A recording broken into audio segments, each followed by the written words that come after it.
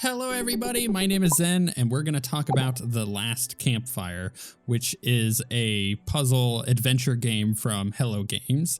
You might know them from doing No Man's Sky, and in recent years they've really turned that game around, and I would highly suggest playing it if you haven't yet.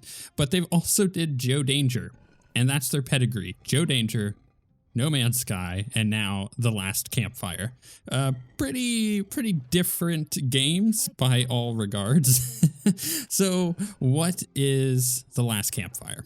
Well, like I said, it's a puzzle adventure game where you play as a character called an ember. In fact, all of the characters, the ones that are kind of like you are embers, and you essentially get lost at the start of the game.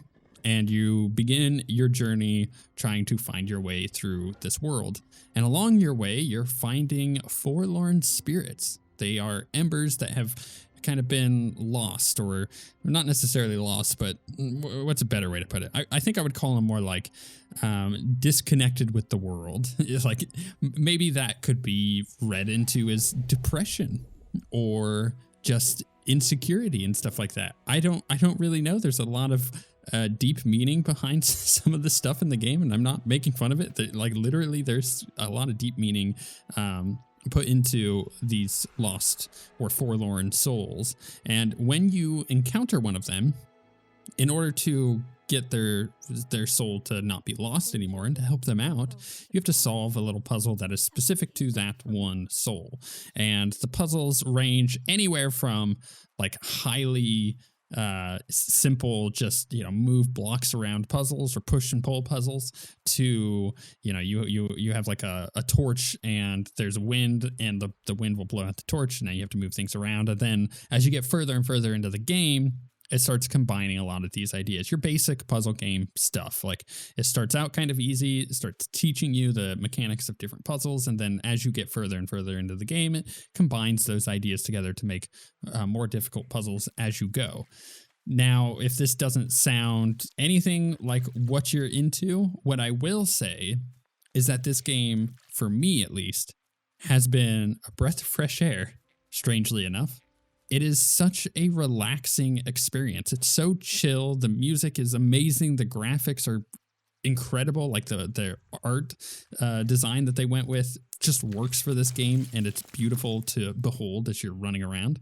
And the thing is, I've been playing a lot of kind of intense stuff lately.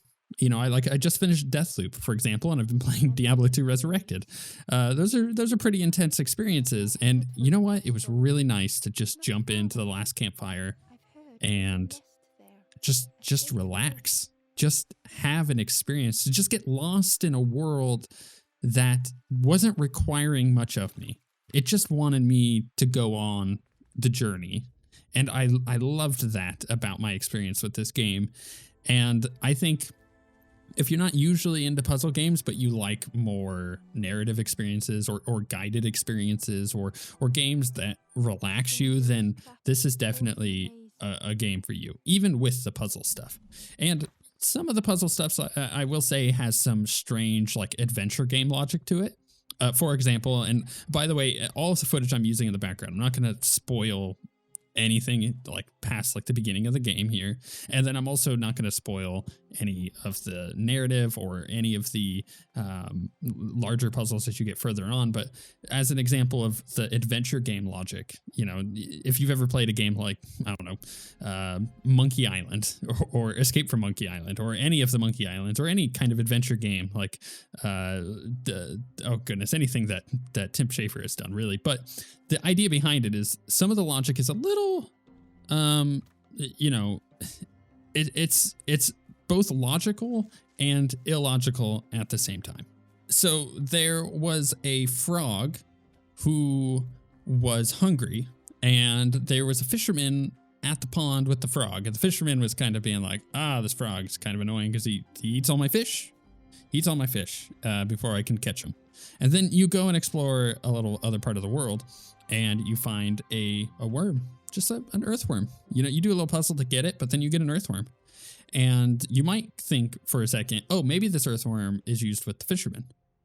But in actuality, you use it with the frog. You feed it to the frog. Well, you try to feed it to the frog. The frog eats you and sends you to a spot that you couldn't get to before.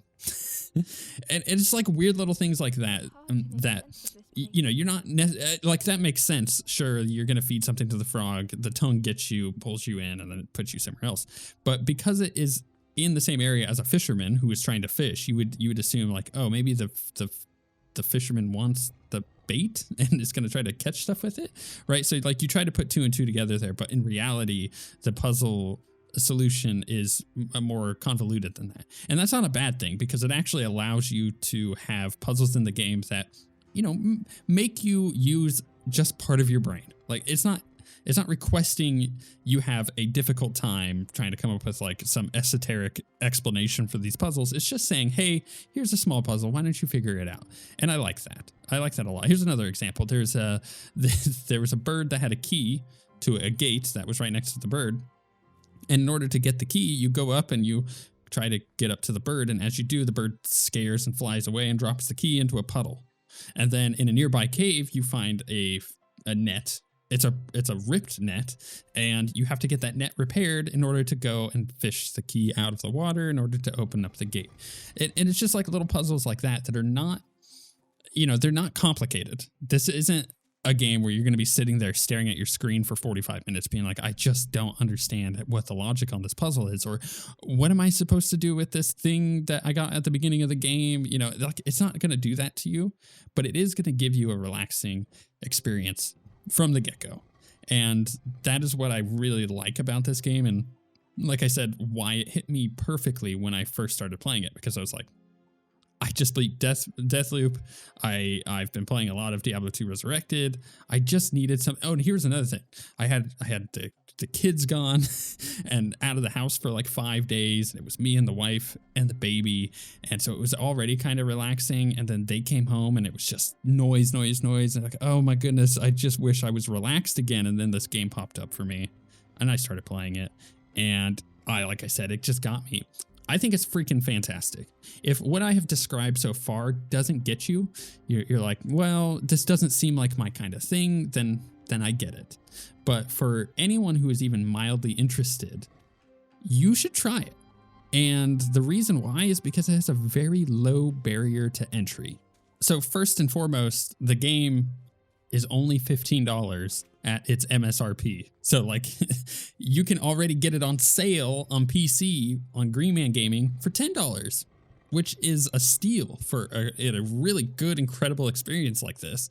You know, that's in conjunction with the fact that a bunch of games coming out at this time of the year are like big AAA games. It's $60. It's expensive. It's hard to justify buying multiple games. And then a game like this comes along and you're like, it's $10. Heck yeah, I'm going to pick that up.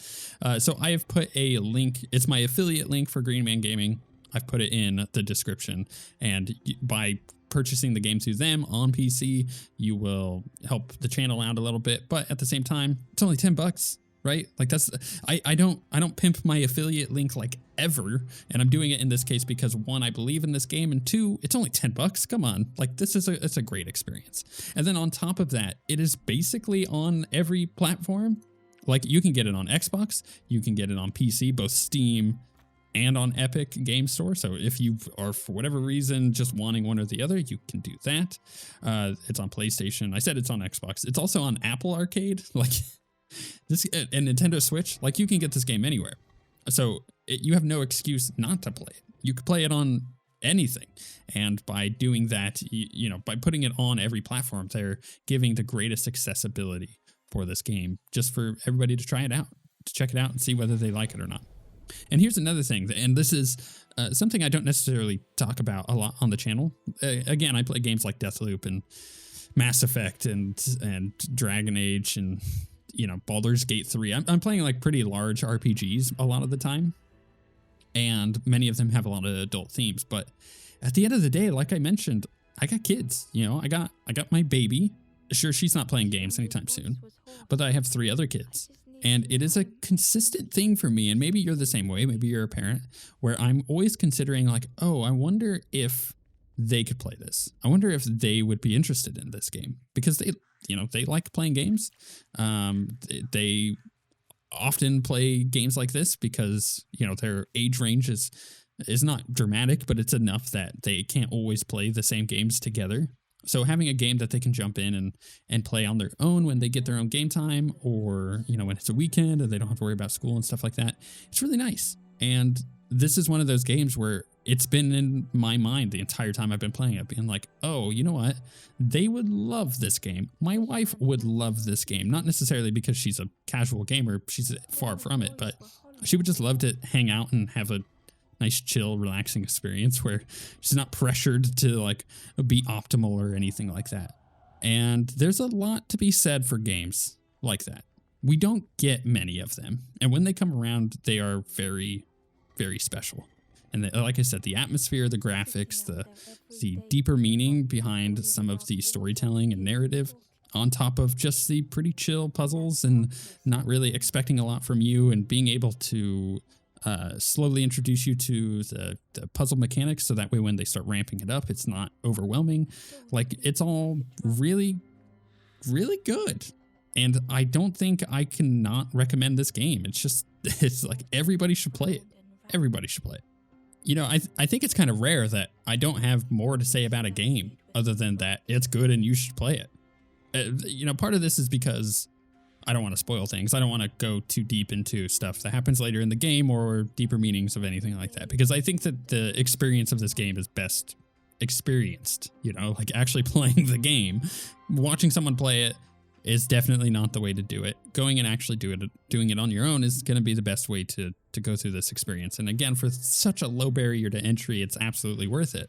And outside of just saying, hey, I really like this game, you guys should try this, it's really cool, and you guys usually respect my opinions on games enough to, you know, go and act on that. I'm trying to sit here and tell you guys, like, this is a masterful experience. This game is a fantastic experience that you are gonna get your money's worth out of.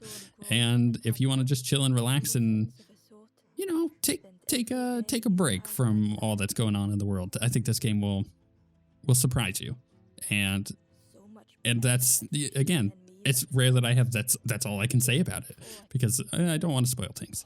But with all of that said, let me know if you guys have played it, if you're gonna play it, and most importantly, what platform you're gonna play it on, because I think that PC is obviously the choice that most of us will make, because on this channel we do a lot of PC gaming, but playing this on the console might be the better experience. You know, I playing it on my PC. I'm using my controller because it plays better that way.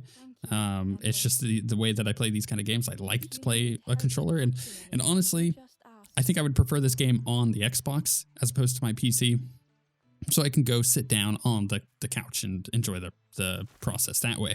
But that's not how it ended up panning out. I got the key on PC, and I think that if I had to rebuy it, or if I had to get it on a different console, it would be either on the Xbox or one of the other consoles, just because for me that'll be the best experience. But I could see how Apple Arcade actually might be a really good option for some people, depending on accessibility or just what you have available to you, or how you want to consume this game. You know, like if you got it on the Switch and you want to consume it on the go, that's a perfectly fair way to do it. Jump on a plane or a bus, or sit around, you know, I don't know, in a park and play this game. Actually, that would be a really good experience. Glad I suggested that. With all of that being said, let me know where you're playing it and if you're going to, and we shall see you guys next time.